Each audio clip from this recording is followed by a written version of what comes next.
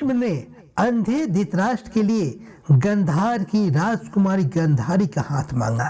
गंधार नरेश सुबाल उनके इस आग्रह को इनकार नहीं कर सके, क्योंकि वो जानते थे कि भीष्म जैसे प्रकर्मी की बात न मानना अर्थात उनसे पंगा लेना। तब भीष्म की तूती बोलती थी। उनके नाम सुनते ही बड़े बड़े योद्धा हथियार डाल देते थे। पर भीष्म कितना भी बड़ा प्रकर्मी और धर्मात्मा क्यों न हो, यहाँ उसने गंधारी का हाथ मांगकर महापाप किया। गंधारी खूबसूरत और शालीनता की वह संगम थी जिसे पाना हर राजा का सपना हुआ करता था।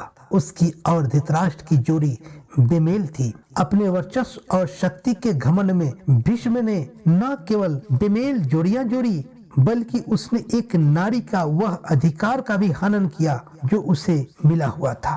उस वक्त हर राजकुमारी का अपनी पसंद का वर चुनने का अधिकार था। तब किसी राजकुमारी का विवाह स्वयंवर द्वारा हुआ करता था। उस राजकुमारी का पिता एक स्वयंवर का आयोजन करता, जिसमें कई देशों के राजा या राजकुमार आया करते थे, जिसमें राजकुमारी अपनी पसंद का वर चुनती और उनके गले में माला डालती, या राजा को अपनी पसंद की राजकुमारी को पाने के लिए युद्ध करना पड़ता था, जिसमें उनका विजयी होना अनिवार्य था।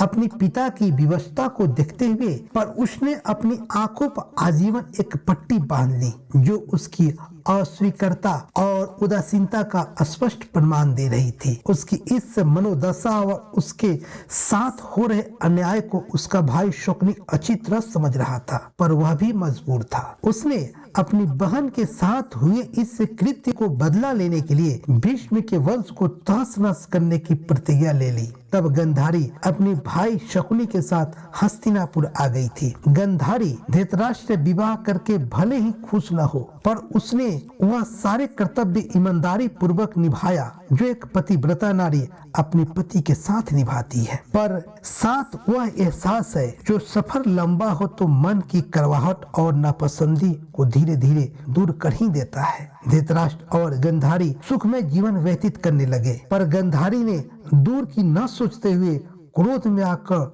जो अपनी आंखों पर पट्टी बांधी, वही महाभारत युद्ध का कारण बना। माना कि गंधारी के साथ अन्याय हुआ, पर उसने उस धर्म को ठीक से नहीं समझा जो राजा की असमर्थता में एक रानी कर सकती थी। अगर वह चाहती तो अपनी आंखों पर पट्टी नहीं बांधती और राज की कमान अपने हाथों में ले सकती थी। अगर वह ऐसा करती तो शायद महाभारत जैसा युद्ध नहीं होता, या तब परिस्थितियां कुछ और होती। यदि वह शकुनी के जमकर विरोध करती तो शायद परिस्थितियां कुछ और होती, पर यहाँ उसने अपने भाई के रिश्ते को बिगाड़ना नहीं चाहा। साथियों, इस प्रसंग से हमें यह सीख मिलती है कि क्रोध या दुख मन से कोई निर्णय नहीं लेना चाहिए। साथियों, वीडियो कैसा लगा हमें कमेंट बॉक्स में जरूर बताएं, और अभी तक आपने मेरा चैनल सब्सक्राइब नहीं किया है तो कृपया सब्सक्राइब और शेयर जरूर कर दें।